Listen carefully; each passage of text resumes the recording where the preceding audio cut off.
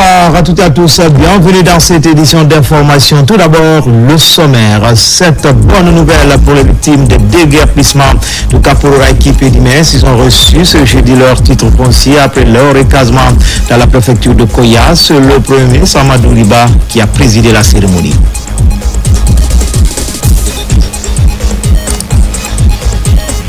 Et puis nous irons sur le chantier de la prison de Yorokogi à préfecture de Dubreka. Après plus d'une année de lancement des travaux, le chantier évolue en dépit de quelques retards. Le ministre Kaba tient au respect du délai contractuel. Enfin, renforcement des capacités opérationnelles de l'Agence de régulation des transports fluvio-maritimes avec à la clé une vedette multiservice remise aux autorités en charge des transports.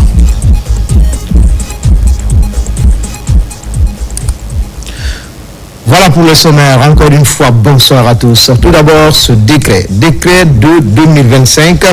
2025-02-28 PRG SGG portant élévation de certains officiers à la dignité de général. Le président de la République, vu la Constitution, décrète. Article 1er. Les officiers dont les noms et prénoms suivent sont élevés à la dignité et à l'appellation de général de brigade. Ce sont un colonel Agibou Mouktar Tal, matricule 1786-5G. 2. Colonel Soridabo, matricule 2031-1G.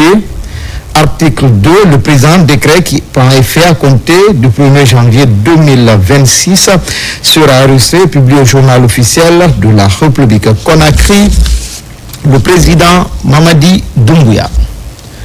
Justice sociale, les victimes des déguerpissements de Kaporouraï Kipé-Dimès sont reçues ce jeudi leur titre foncier après leur recasement dans la préfecture de Koya. La remise a été présidée par le premier chef du gouvernement Amadou Riba. On fait le point tout de suite avec adjudant-chef Abakar Kamanou, correspondant de la presse militaire. L'État, à travers le ministère de l'Urbanisme, de l'Habitat et de l'Aménagement du Territoire, a procédé ce jeudi 27 novembre 2025 à Conakry à la remise des titres fonciers individuels aux victimes des déguerpissements de Kaporouraï, Kipé-2 et Dimès, conformément aux instructions du président Mamadi Doumbouya. L'événement a mobilisé le premier ministre chef du gouvernement Amadou Riba, le ministre Mouri Kondé, plusieurs membres du gouvernement, d'anciens ministres de l'Habitat ayant pris part au processus d'indemnisation, le conseiller à la présidence Yaya Sow, les bénéficiaires et leurs familles, ainsi que la gouverneure de la ville de Conakry, Mawasila. Cette cérémonie qui marque l'aboutissement d'un long processus de restitution et de justice sociale, engagé par les autorités guinéennes, sous le leadership du président de la République, son Excellence Mamadi Doumbouya, fut un moment d'émotion et de réparation pour les victimes. Le premier ministre Amadou Riba a salué une promesse tenue par le chef de l'État qui a honoré ses engagements envers les victimes de Kaporouraï, Kipé-2 et Dimès. Il a adressé un message de réconfort aux familles, rappelant que cette restitution constitue un acte fort de justice sociale et un signal clair de l'engagement du gouvernement à réparer les torts du passé. Aujourd'hui, c'est un grand jour pour l'État de montrer que l'État guinéen, l'État du renouveau, l'État de la refondation est fortement engagé, conformément aux recommandations des assises nationales qui ont eu lieu au courant de l'année 2022, d'aller jusqu'au bout dans la dynamique de réconciliation nationale. Il y a beaucoup parmi vous qui ont subi pendant des années et des années. Je pense à ceux qui ont vu leur famille complètement disloquée, à une génération de jeunes gens qui se sont retrouvés sans vie, qui ont été obligés de survivre en guise de compensation modeste. Ce n'est qu'un geste symbolique pour dire qu'il faut tourner le regard vers le futur, se reconstruire. Au nom de l'ensemble des bénéficiaires, Mamadou Sambassou, porte-parole des victimes des déguerpissements de Kaporouraï, Kipé-2 et Dimès, a exprimé sa profonde reconnaissance au président Mamadi Doumbouya. Il a salué la ferme volonté politique du gouvernement à rétablir les populations dans leurs droits avant de réaffirmer l'engagement des victimes à soutenir les réformes en cours et à accompagner le chef de l'État lors des prochaines échéances nationales. Aujourd'hui est une autre date qui restera à jamais gravée dans nos cœurs. Après le 14 septembre 2024, qui marque la remise du titre foncier global de 258 hectares au collectif à Wonkifon dans la préfecture de Koya, nous voici réunis pour la remise officielle, cette fois-ci, du premier lot de 600 titres fonciers individuels aux anciens habitants du secteur 4 situé derrière la RTG Koloma. Au cours des 14 mois écoulés, un travail acharné a été effectué par les services techniques du ministère de l'Urbanisme et de l'Habitat ainsi que par la SONAPI. Les familles sans abri qui sont là sont passées au département déposer leurs dossiers. C'est ce qui a permis d'établir leurs titres fonciers qui sont remis aujourd'hui. C'est une étape importante qui est franchie, mais beaucoup reste encore à faire dans ce dossier. Nous tenons ici à rappeler que plus de 2000 autres familles attendent la régularisation de leurs dossiers par le ministère de l'Urbanisme et de l'Habitat. Une fois de plus, c'est le lieu pour les victimes de Kapororaï, Kipé2 et Dimes d'exprimer leur profonde gratitude au président Mamadi Doumbouya. Mamadi Doumbouya, qui a écouté les voix des sans-voix, comme nous l'avons dit à Wonkifon, là où les autres ont fait couler nos larmes, lui a choisi de les essuyer. À l'initiative du ministre Morikonde, qui a salué la contribution remarquable de tous ses prédécesseurs, notamment le général Ibrahima Souri Bangoura, actuel chef d'état-major général des armées, Ibrahima Khalil Pondé, actuel ministre de l'administration du territoire et de la décentralisation, et Ousmane Gawal Diallo, actuel ministre des Transports. Ce dernier a été invité à livrer son message. Aujourd'hui, que d'avoir de l'émotion et de la reconnaissance au chef de l'État. J'ai encore en mémoire, tout fraîchement nommé ministre de l'Habitat, les propos qu'il a tenus, me disant comment peut-on faire pour réparer le préjudice que les Guinéens ont subi par la faute de l'État. J'ai eu à rencontrer à cette occasion l'association des victimes. Nous avons essayé de baliser le chemin de ce qui aboutit aujourd'hui, sous le magistère du ministre Mori, à une réparation d'un préjudice qui a fait pleurer longtemps de très nombreuses femmes guinéennes. Prenant la parole, le ministre de l'Urbanisme, de l'Habitat et de l'Aménagement du territoire Morikonde a souligné que cette avancée majeure n'a été possible que grâce au leadership du chef de l'État et à sa volonté politique de réparer les injustices subies par les populations. Il a rappelé que toutes les équipes qui se sont succédées à la tête du département ont été instruites de travailler sans relâche pour que les citoyens expropriés soient rétablis dans leurs droits. Aujourd'hui, nous matérialisons un engagement du chef de l'État dans le cadre de la mise en œuvre de l'axe social, à savoir la remise des titres fonciers individuels aux 2600 et quelques familles victimes de déguerpissement de Kapororaï, Kipé2 et Dimes. Ceci démontre combien de fois le chef de l'État, le premier chef du gouvernement et l'ensemble des membres du gouvernement sont attachés aux valeurs sociales, aux valeurs de justice et de paix.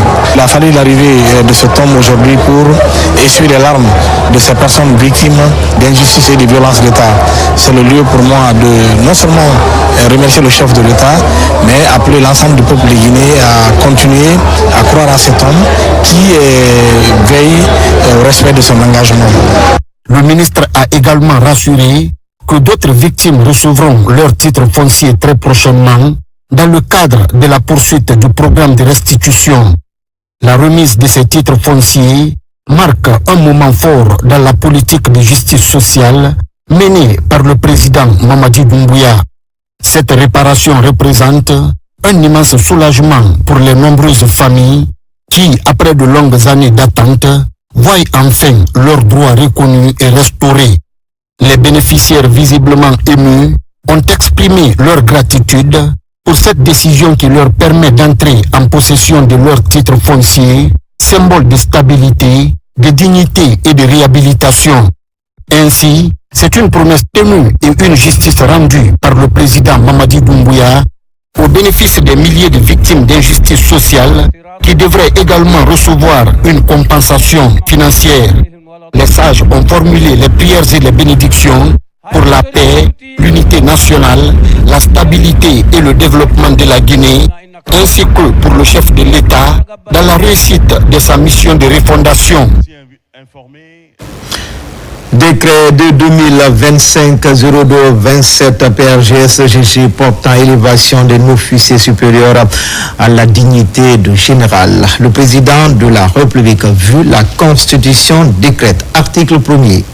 Le colonel Cheikh Gadiri Kondé, matricule 20-20-28E, est élevé à la dignité et à l'appellation de général de brigade. Article 2. Le présent décret, qui abroge toute disposition antérieure contraire, prend effet à compter de sa date de signature et sera publié au journal officiel de la République. Conakry le 28 novembre 2025.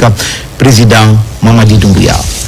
À l'approche de la présidentielle en Guinée, la Cour suprême renforce la compétence de ses magistrats et greffiers pour mieux anticiper et gérer les procédures qui naîtront avec le soutien des partenaires. Cette initiative vise à consolider l'état de droit et garantir un climat électoral apaisé. Abakar Rami Kamara.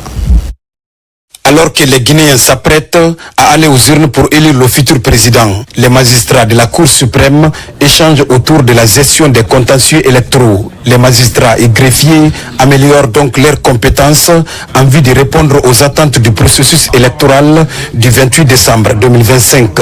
L'activité qui nous réunit aujourd'hui intervient à un moment crucial de la vie de notre nation. En effet, la Guinée s'apprête à organiser le 28 décembre 2025 une élection présidentielle qui revêt une portée historique, celle du retour à l'ordre constitutionnel.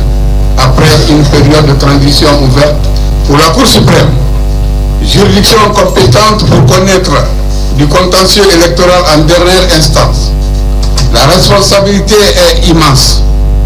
Elle exige une maîtrise parfaite des normes constitutionnelles, légales et juridictionnelles régissant le processus électoral, mais aussi une compréhension approfondie des enjeux techniques et pratiques associés à l'examen des recours.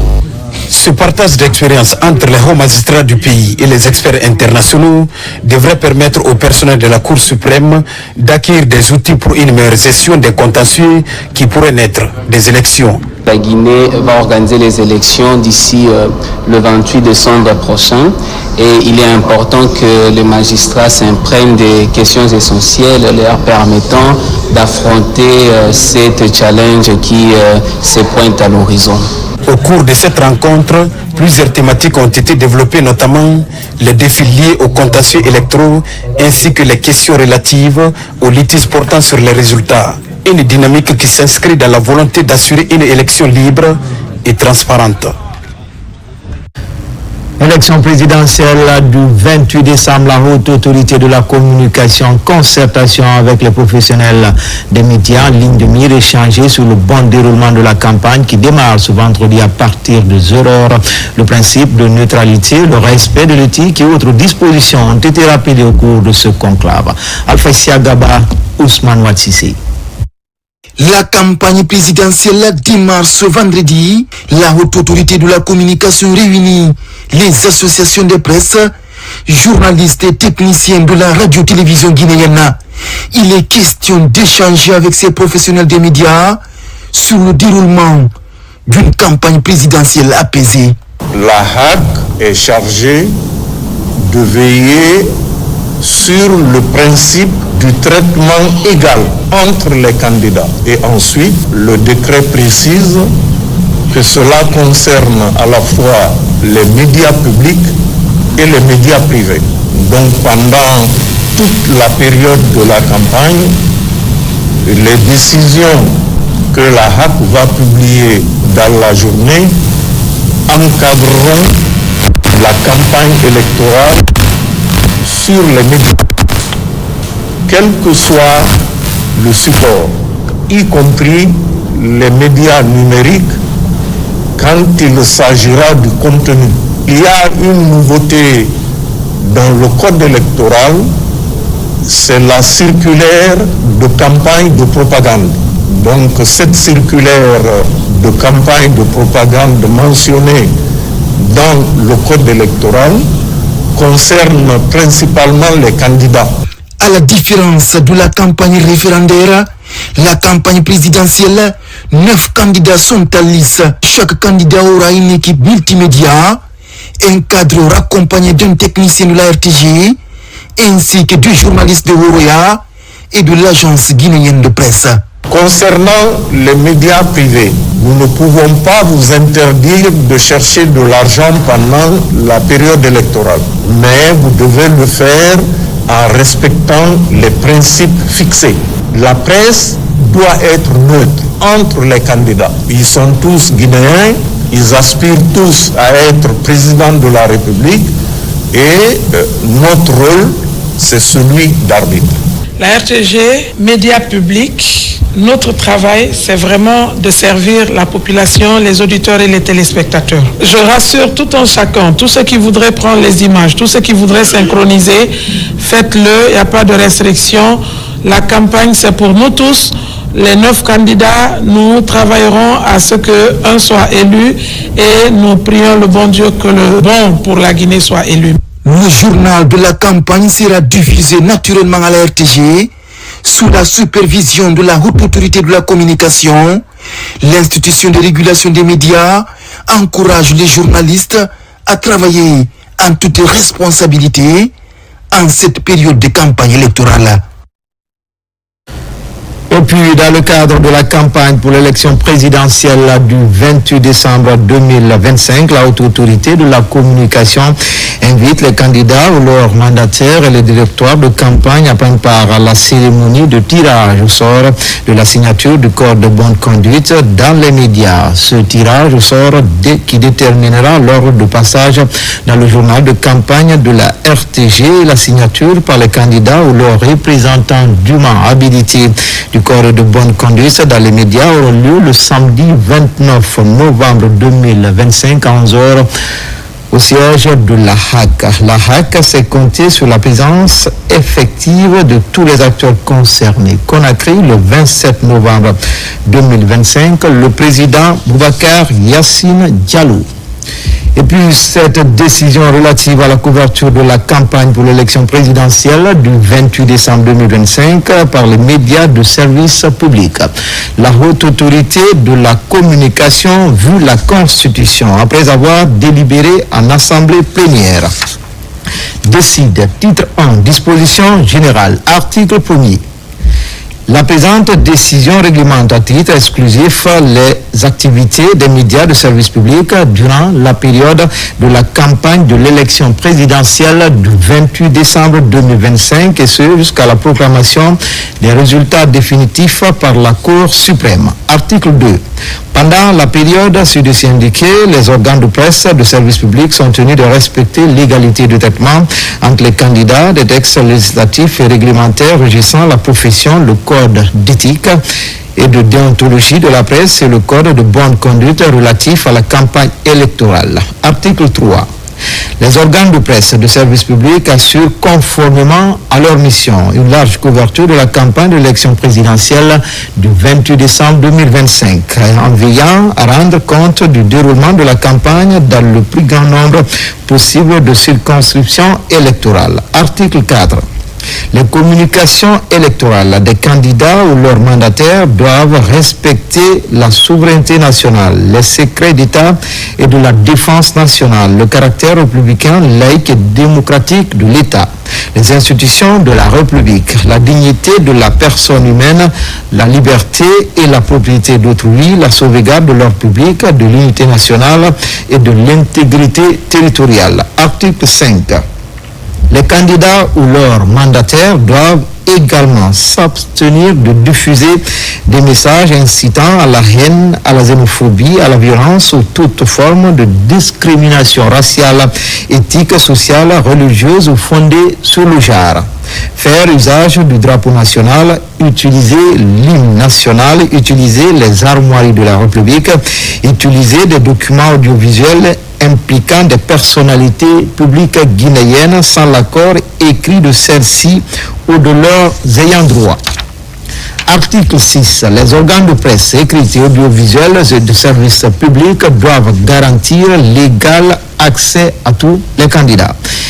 Ils peuvent diffuser tout élément de campagne relatif à l'élection présidentielle du 28 décembre 2025 dans le strict respect de l'égalité entre les candidats.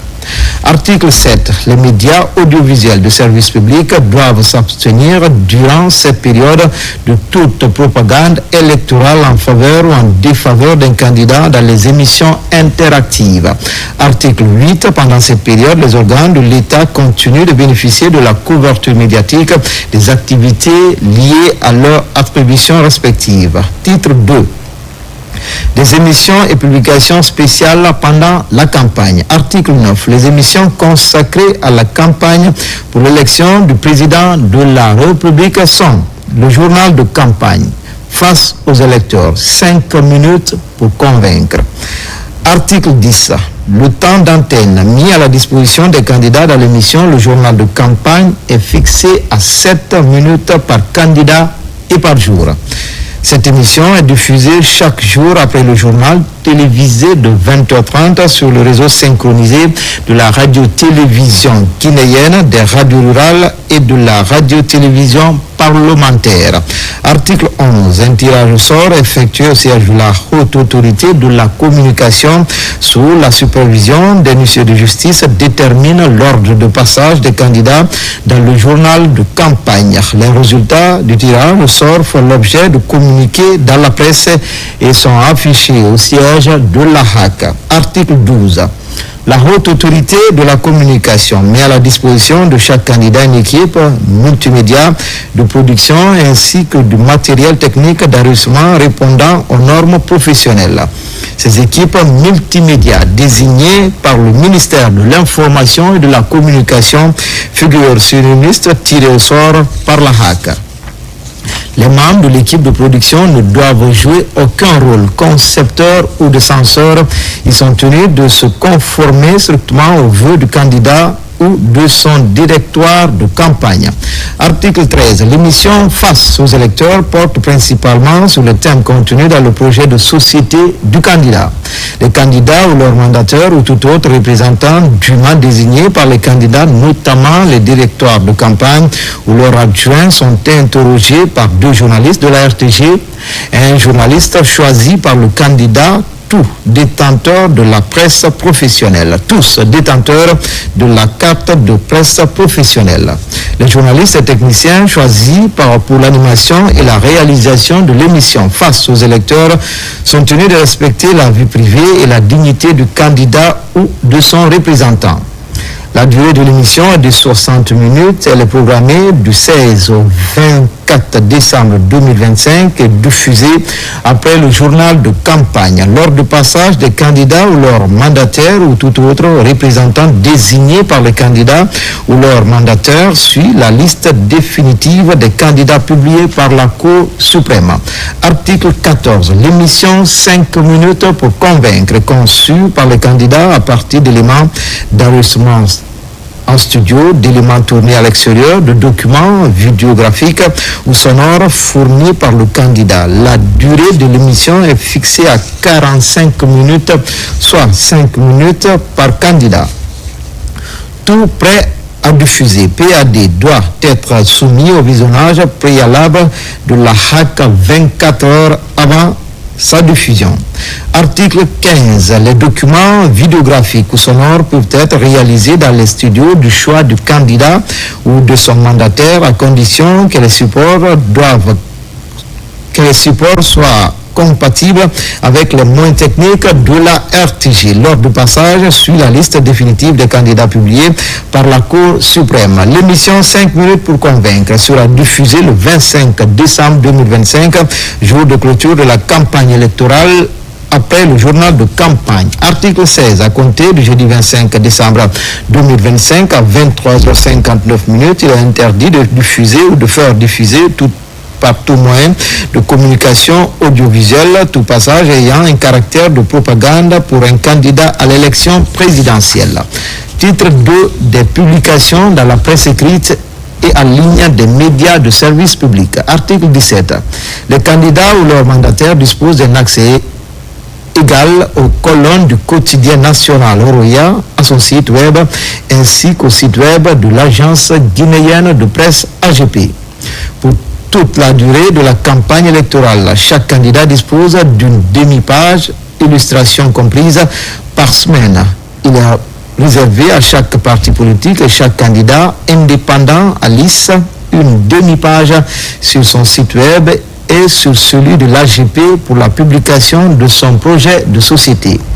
Tout parti politique qui ne transmet pas son message dans un délai de 48 heures avant la publication perd son droit de parution dans les colonnes du quotidien national Horoya et dans le bulletin de l'AGP. Titre 4, disposition finale. Article 18. La présente décision prend effet à compter de la date de sa signature, sera publiée au journal officiel de la République Conakry le 28 novembre 2025 pour la haute autorité de la communication, le président Boubacar Yassine Diallo. Justement, à Kindia, les journalistes apprennent les techniques de couverture médiatique avant, pendant et après un processus électoral. Le rôle des médias est primordial pendant cette période très sensible, avec souvent des tensions. Yaya Sila. Les journalistes et techniciens évoluant dans la région de Kindia, encore à l'école du cadre légal et de techniques de couverture médiatique de l'élection présidentielle en Guinée. C'est une initiative du département de l'information et de la communication afin d'outiller les agents des médias aux techniques d'un journalisme responsable en cette période électorale. Que déjà, nous avons une nouvelle constitution, nous avons un nouveau cadre électoral, les élections sont annoncées, il y a des organes justement nouvellement créés par ces institutions et pour nous, tous ces creusets méritent d'être à portée de main des journalistes qui doivent collecter, traiter et diffuser l'information sur le processus électoral. C'est donc pour parer à cette situation que le ministre de l'Information et de la Communication m'a dépêché à Kindia pour échanger avec les journalistes sur le cadre légal, mais aussi les techniques de couverture d'une élection. La responsabilité du journaliste dans le traitement de l'information est et demeure avant tout le point nodal dans l'exercice du métier pendant cette période sensible. Cette activité localisée au niveau des médias vise à créer un climat apaisé, une cohésion à la suite du travail que les hommes de médias vont se permettre de faire pendant cette période électorale. 2 jours de travaux ont permis à ce groupe de journalistes et de techniciens d'avoir toutes les connaissances requises en matière de couverture médiatique d'une élection présidentielle paisible. Dans l'actualité également, visite du chantier de la prison de Yorokogi à préfecture de Dubreka. Près d'une année après le lancement des travaux, le chantier évolue en dépit de quelques retards. Le ministre Kaba tient au respect du délai contractuel de ce projet de gouvernement intégrant les modalités d'une infrastructure moderne visant à améliorer les conditions carcérales. Tiano Younoussaba. Cette vue panoramique montre le niveau d'avancement du gigantesque chantier de la prison de Yorokogia, en périphérie de Conakry. Le taux d'exécution des travaux fait état de 11%. Ici, pour la quasi-totalité, les compartiments prennent forme, qu'il s'agisse des blocs de détention, des ateliers de formation, de la clôture et autres. L'essentiel des bâtiments progresse, partout les élévations sont visibles. Chaque bloc de détention est équipé d'un mirador qui fait R+5. Les blocs de détention, quant à eux, sont en R+3. Et à chaque fois, entre chaque bloc de détention, il y a un centre de formation. Et au milieu encore de ces 4 blocs de détention, nous avons un atelier de formation qui va servir à faciliter la réinsertion. Il a rappelé que ce projet de construction, l'équipement de la maison d'arrêt de Yorokogia fait partie parmi les 44 projets prioritaires dans le programme Simandou. Et à date aujourd'hui, les travaux évoluent à grands pas qui respectent vraiment les normes sécuritaires. À Yorokogia, 4 mois après sa dernière visite, le ministre de la Justice, Yaya Kairaba Kaba, revient sur le chantier. Il s'agit d'évaluer le projet alors que le délai d'exécution est à 40%. L'entreprise et la mission de contrôle, mais aussi et surtout le maître d'ouvrage qui est le ministère de la Justice et des Droits de l'Homme, déploie des énergies considérables et nous nous réjouissons que ces énergies se traduisent par l'avancée que nous constatons aujourd'hui, avec des difficultés certes, mais des résultats probables. Ce chantier est une priorité présidentielle. Ce chantier s'inscrit dans le cadre du respect des droits de l'homme. Ce chantier, lorsqu'il sera terminé, dans la sous-région ouest-africaine, il sera parmi les plus modernes, sinon il sera le plus moderne.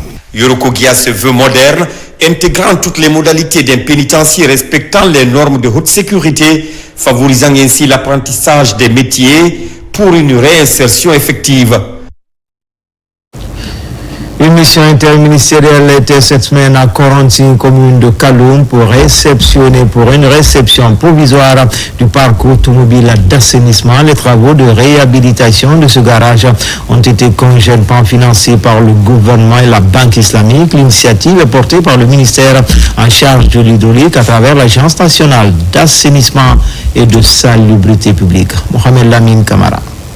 Dans le registre de la maintenance durable du parc automobile de l'assainissement, le gouvernement, avec l'appui financier de la Banque islamique de développement, a lancé les travaux de réhabilitation de ce garage en juillet 2024.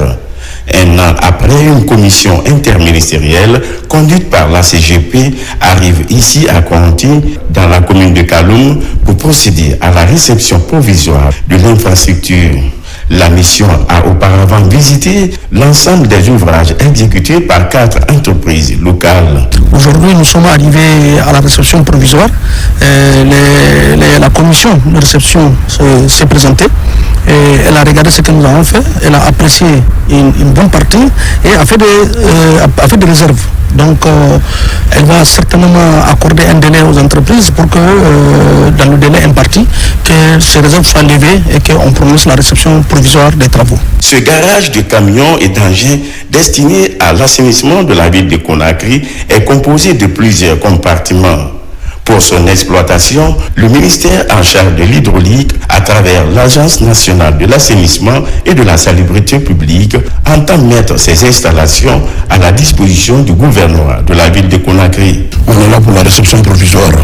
Donc, concernant GPI, c'est les pavés, la clôture, les hangars, la station de lavage.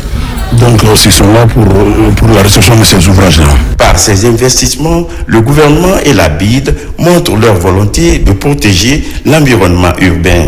À date, un important projet de gestion intégrée des déchets dans la ville de Conakry est en cours de préparation sur financement du partenaire privilégié, la BID.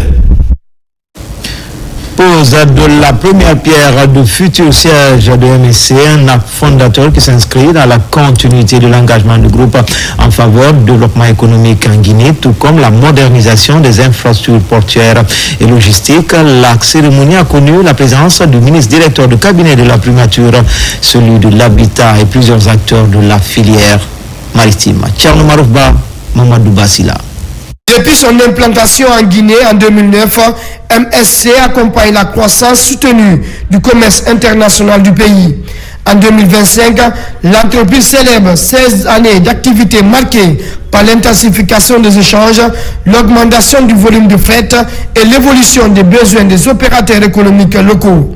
MSC occupe désormais une place centrale dans l'architecture logistique du territoire. En posant aujourd'hui la première pierre de son nouveau siège, MSC affirme sa confiance dans la croissance durable en Guinée, mais aussi dans le savoir-faire guinéen. En effet, pour construire notre nouvelle maison, nous avons fait un choix clair, confier l'intégralité du projet à des entreprises guinéennes. La réalisation du futur siège constitue un investissement stratégique de long terme. Cette infrastructure est pensée pour renforcer les capacités opérationnelles des MSC Guinée. Nous croyons fermement en un avenir prospère pour la Guinée. Être un partenaire sérieux, ça veut dire de l'engagement, ça veut dire investir. C'est croire en la capacité de ce pays à se développer et à rayonner. Ce siège, c'est aussi un message fort. MSC est là pour durer, pour accompagner la Guinée dans tous les étapes de sa croissance. Le chef de l'État, en 2022, a instruit le gouvernement de faciliter l'accompagnement des entreprises à tous les niveaux pour la réalisation de leur siège dans notre pays. Et c'est cette instruction du chef de l'État que nous sommes en train de matérialiser à travers l'accompagnement de toutes les entreprises installées sur le territoire guinéen pour bâtir leur siège. Et cela va seulement permettre de renforcer l'écosystème de l'entrepreneuriat dans notre pays. Le nouveau bâtiment permettra également d'intégrer sous un même toit les équipes et les fonctions essentielles de l'entreprise en cohérence avec les ambitions nationales de performance logistique et de fluidité du commerce extérieur. En province, la portion centrale de la compagnie d'infanterie de Yomo aura bientôt une nouvelle image. La pose de la première pierre de cette infrastructure s'inscrit dans la dynamique des réformes engagées au sein des forces de défense et de sécurité. Adjudant Oumar Kamara, Mustafa Silla, correspondant de la presse militaire.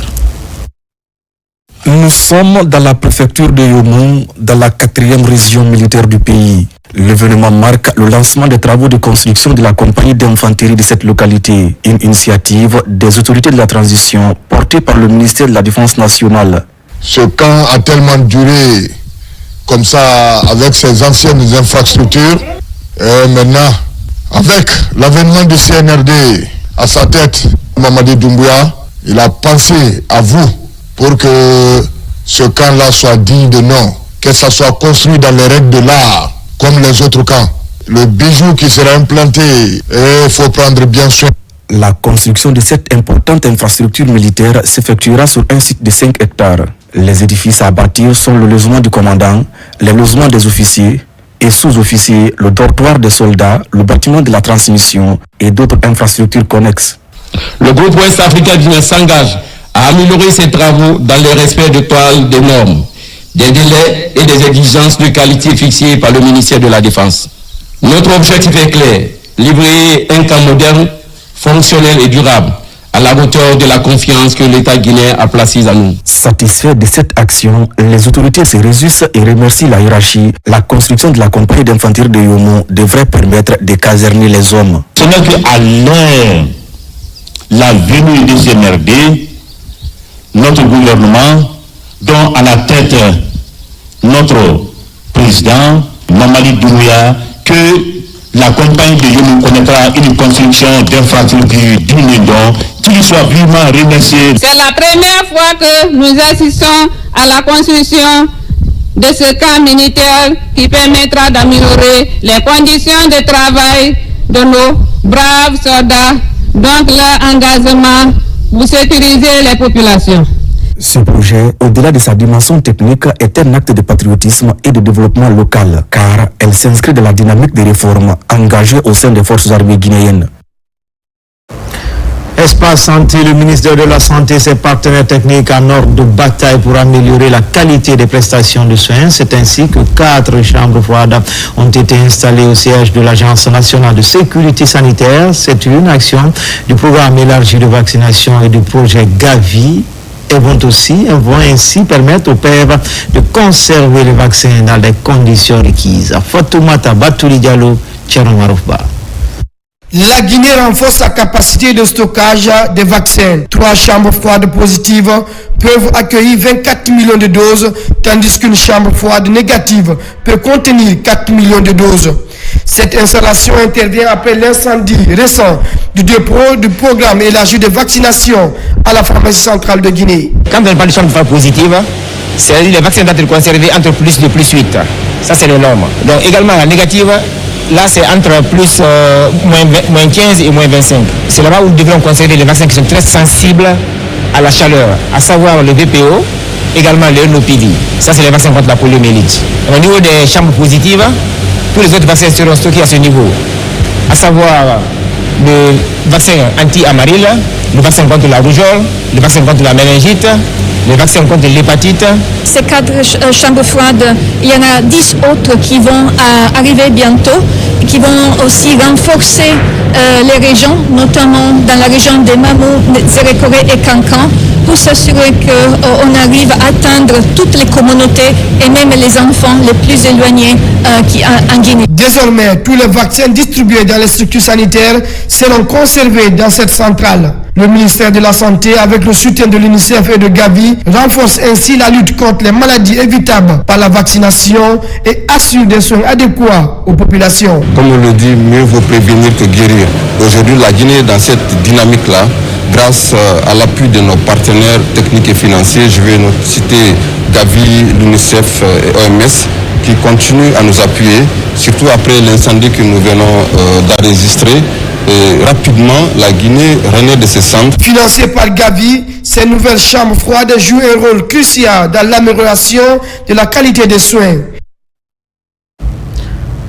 L'ONG internationale médicale Guinée vient d'organiser la 2e édition de la journée de dépistage gratuit du diabète et de l'hypertension artérielle. L'opération s'est déroulée simultanément à Conakry et dans 4 hôpitaux régionaux. À travers cette action, cette édition, l'ONG compte améliorer la prise en charge rapide de ces différentes pathologies pour freiner leur progression. Foudi Alpha Kamara.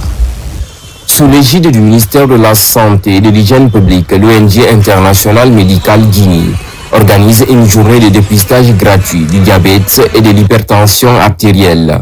Cette vaste opération s'est déroulée à Conakry ainsi que dans les 4 entités de diabétologie des hôpitaux régionaux de Kindia, Labé, Kankan et Nzérékoré. Ça part du constat que l'hypertension artérielle et le diabète, c'est le principal facteur de risque cardiovasculaire et les premières causes des maladies qu'on peut prévenir vraiment, les complications. Donc on s'est dit qu'on va consacrer des efforts pour éviter que nos citoyens arrivent dans des hôpitaux avec des complications parfois très coûteuses.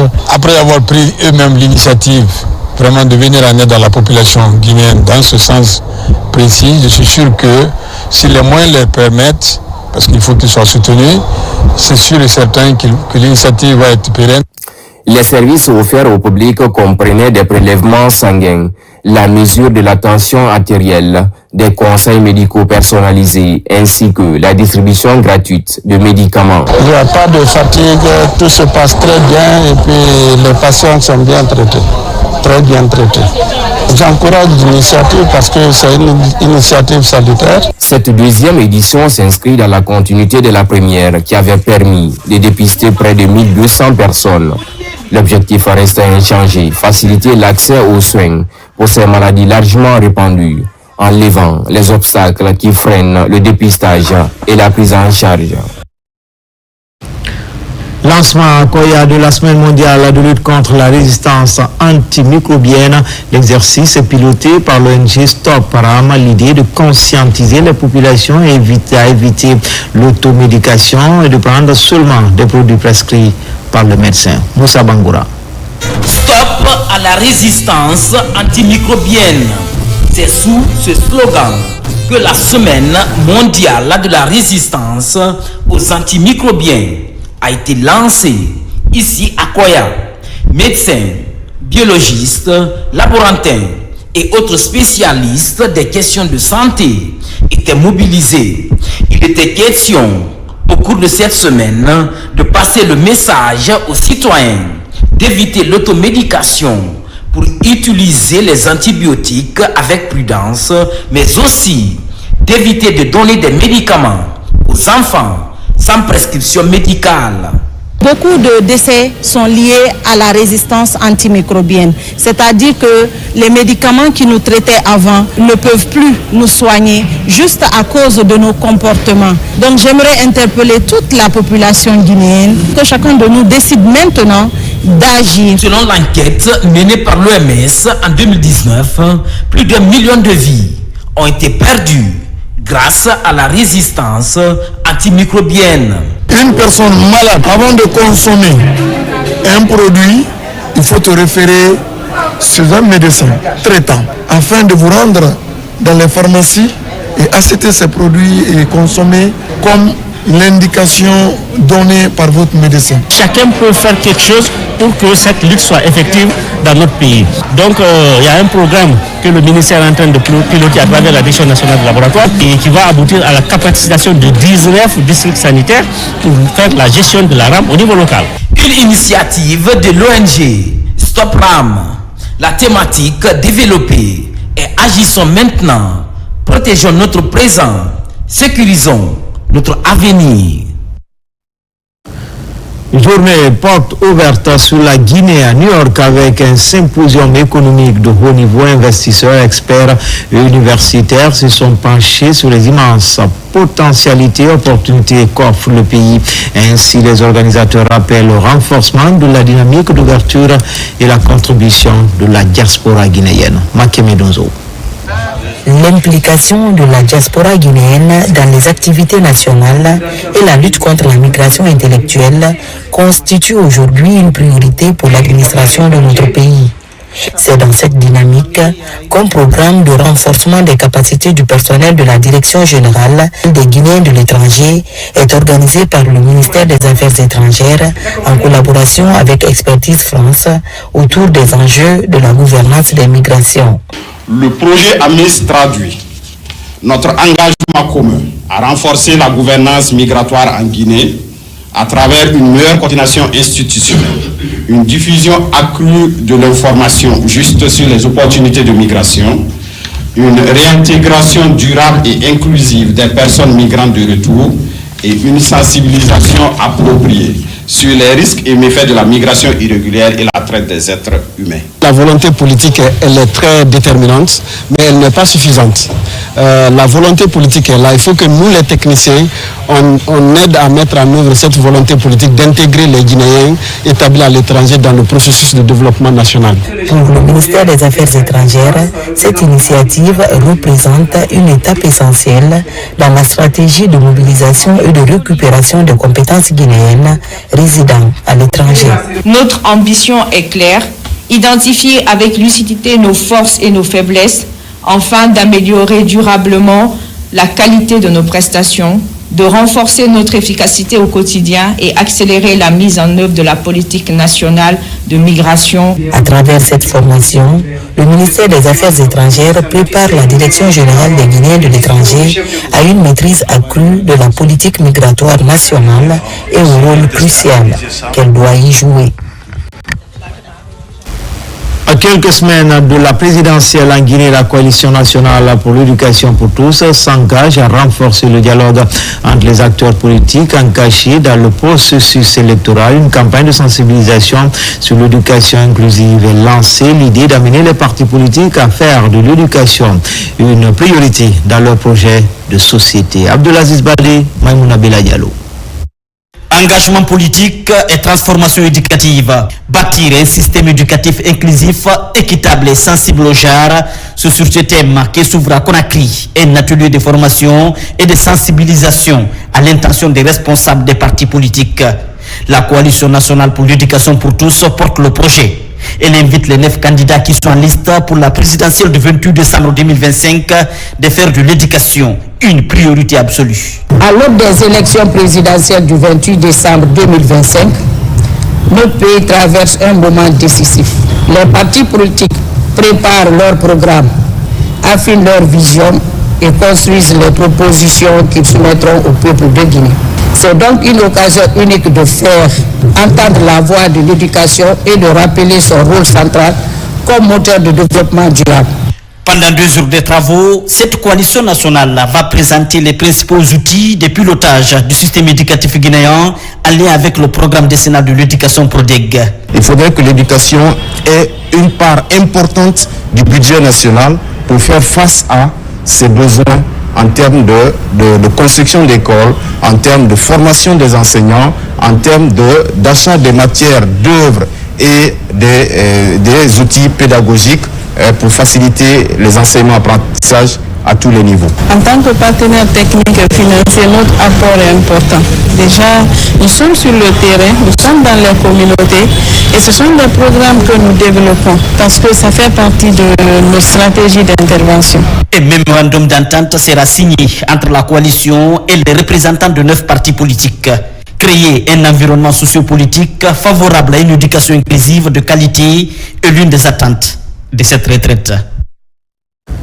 L'expérimentation du Ritongil porte ses fruits cette année à Kirouane, dans la commune rurale de Komodou. C'est le grand jour pour lancer officiellement la campagne de récolte. La lutte contre la pauvreté est l'un des avantages pour atteindre les défis du programme Village Fin Zéro dans cette contrée. Yamoukaba.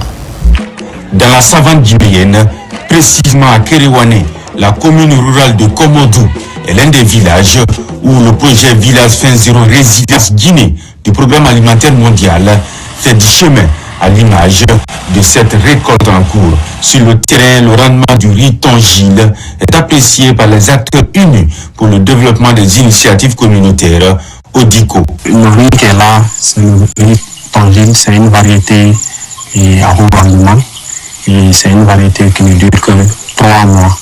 Et ce riz-là a besoin de beaucoup plus d'eau. C'est pourquoi même dans le programme, il a été prévu que les bénéficiaires fassent un aménagement de type 1 pour permettre vraiment un meilleur rendement. Cet engagement au service de la communauté pour réduire la pauvreté est l'un des fruits du partenariat entre l'Agence coréenne de coopération internationale COICA avec le programme alimentaire mondial.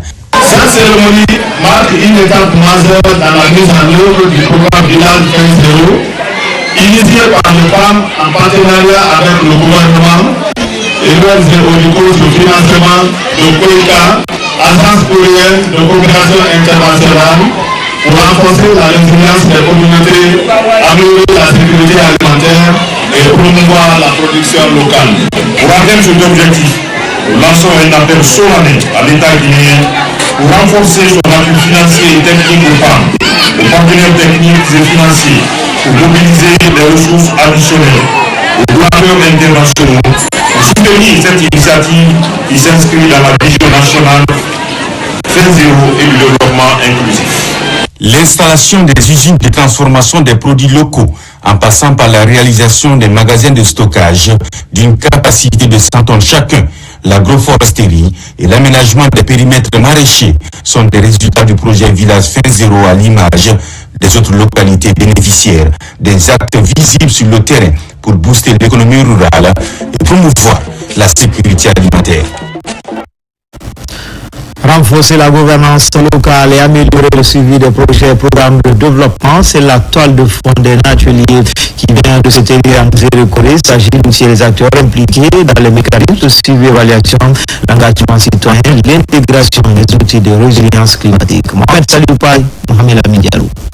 Pendant plusieurs jours, cadres communaux, responsables administratifs, représentants de la société civile et acteurs communautaires ont pris part à cet espace d'échange piloté par l'Agence nationale de financement des collectivités.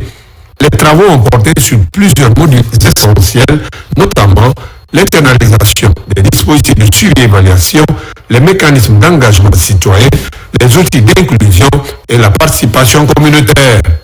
Les échanges et les contacts d'excellence que vous avez au cours de ces journées seront déterminants pour l'adaptation du système aux réalités du terrain. Nos objectifs à travers cet atelier, c'est de réunir tous les outils que le facilitateur a présentés aujourd'hui, utiliser ces outils-là au profit des collectivités. Ça permettra aussi à l'État de faciliter le décaissement auprès de la Banque mondiale. L'objectif principal est de permettre aux acteurs territoriaux de mieux comprendre et s'approprier le système de suivi et évaluation mis en place par l'ANAFIC afin d'assurer une mise en œuvre efficace et transparente du PAGL2. Le cadre du projet qui nous réunit ici aujourd'hui, c'est le programme ou le projet de gouvernance locale. La première phase est enclenchée. Nous avons été recrutés à la faveur de cette première phase pour implémenter les outils du mécanisme d'engagement citoyen dans la collectivité. La deuxième phase a démarré et est en train aussi d'accompagner nos collectivités. À travers cette formation, Zérékoré franchit une étape importante dans le renforcement des compétences locales. Les acteurs sortent mieux outillés pour assurer une gestion efficace des collectivités avec une approche centrée sur la transparence, l'inclusion et la résilience climatique. Célébration de la Journée mondiale de l'enfance, thème retenu cette année, ma journée, mes droits, Kipi, l'ambassadeur de l'Union européenne, a partagé cette journée avec les pensionnaires du centre Rabi et les enfants. Alpha Siagaba, Mohamed Bangoura. Les échanges lors de cette rencontre ont porté sur la promotion des droits des enfants, reconnus par les conventions internationales, notamment l'accès à l'éducation, le droit à une identité, le droit à la santé, le droit d'être protégé contre les violences et l'exploitation. Bien qu'ils soient jeunes, ils maîtrisent néanmoins des articles qui protègent leurs droits. Face aux diplomates de l'Union européenne, les enfants du centre Rabi ont fait quelques démonstrations pour expliquer les problèmes auxquels ils sont confrontés. C'était l'occasion pour nous de lui présenter nos activités, qu'il fasse une immersion au centre afin de découvrir nos activités, comment on accompagne les enfants dans le développement de leur leadership, dans leur développement personnel et comment on les amène à être des acteurs de changement dans leur communauté. Cet espace de dialogue éducatif a permis à l'ambassadeur de l'Union européenne de sensibiliser les enfants sur leurs droits et de les encourager à exprimer leur opinion. Un certain nombre de partenaires de la Guinée, dont l'Union européenne, aux côtés du ministre de la Justice, nous participons à ces initiatives qui permettent non seulement de commémorer ces journées internationales, mais de faire le point sur la situation, sur nos coopérations. C'est un moment de réflexion. Et là, aujourd'hui, cette réflexion se porte sur les droits de l'enfance et la manière de faire respecter ces droits. La journée de l'enfance est un appel à l'action commune entre les États et l'ensemble des partenaires concernés pour que les enfants puissent grandir dans un environnement sûr et propice à leur développement. Lutte contre les polluants en plastique, la Guinée dans la dynamique de réduire la prolifération de ces déchets plastiques, une mesure qui prend corps et forme par la validation des documents. Il s'agit d'un plan d'action et stratégie nationale. Bosman. Les polluants et les déchets plastiques constituent un phénomène majeur dans notre cadre de vie, y compris dans le milieu marin. La circonscription de ce phénomène passe par la validation du plan d'action national et la stratégie de lutte contre la pollution plastique, d'où ce conclave des parties prenantes. Une étape cruciale pour engager une synergie intersectorielle en vue de mobiliser les financements nécessaires à la lutte. Ces documents stratégiques résultent d'un travail technique qui fait un état des lieux des flux plastiques en Guinée, un inventaire national des sources de pollution plastique et des déchets marins, ainsi que d'une analyse approfondie du cadre juridique et des politiques existantes. Les échanges permettront de prendre en compte les remarques et les recommandations nécessaires pour produire un document qui ne souffre d'aucune imperfection. Avec l'entrée en vigueur du décret interdisant les plastiques à usage unique, la Guinée a fait un choix clair, celui de la protection de l'environnement, de la santé publique et d'un développement durable assumé. Ce choix nous engage tous et il engage pleinement les entreprises que nous représentons. Le secteur privé joue un rôle déterminant dans la lutte contre la pollution plastique. Il est au cœur de la production, de l'importation, de la distribution, mais aussi de l'innovation. En ce sens, plusieurs axes de cette stratégie interpellent directement les acteurs économiques. Selon les techniciens, ces 20 dernières années, l'importation des plastiques en Guinée a triplé et la production annuelle des déchets plastiques est estimée à environ 580 000 tonnes, d'où l'impérieuse nécessité de la lutte contre la prolifération des polluants plastiques dans le pays. Enfin, les capacités opérationnelles de l'Agence de régulation des transports fluvio-maritimes se renforcent davantage et prend un nouvel élan. Une vedette multiservice vient d'être mise aux autorités du ministère des Transports. C'est un grand pas franchi dans la sécurité et le contrôle du trafic maritime. Avant Christophe Conté.